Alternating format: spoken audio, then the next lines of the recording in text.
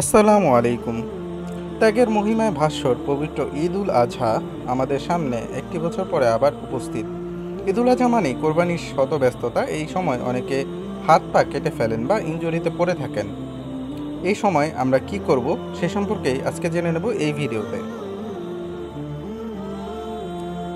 Medicine 360 Bangla YouTube channel এবং Facebook পেজের পক্ষ থেকে সকল সাবস্ক্রাইবার এবং ভিউয়ার বন্ধুদের জন্য ঈদ উল আজহার শুভেচ্ছা এবং ঈদ মোবারক। প্রথমেই ইনজুরি স্থান পরিষ্কার করবেন।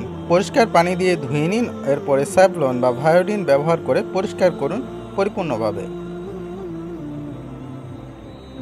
ব্যথা বা ফোলাভাব থাকলে কি করবেন? অ্যানেসাইডস জাতীয় ঔষধ যেমন প্যারাসিটামল গ্রুপের Napa extra, Napa S plus, ibuprofen ইত্যাদি ব্যবহার করতে পারেন অথবা বরফ দিয়ে সেক দিতে পারেন। ইনফেকশন থেকে কিভাবে বাঁচবেন?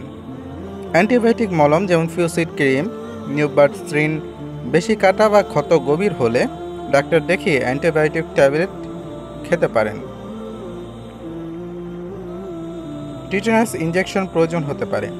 যদি ক্ষত পুরনো হয় বা লোহার কিছুতে কেটে যায় তাহলে টিটেনাস টক্সয়েড টিটি ইনজেকশন নিতে হয়। সাবধান থাকুন, ঈদের আনন্দ নষ্ট না হোক। ইনজুরির ক্ষেত্রে দেরি না করে ব্যবস্থা নিন। ঔষধের প্রয়োগে ডাক্তারি পরামর্শ নেওয়া অত্যাধিক গুরুত্বপূর্ণ একটি বিষয় এবং উত্তম।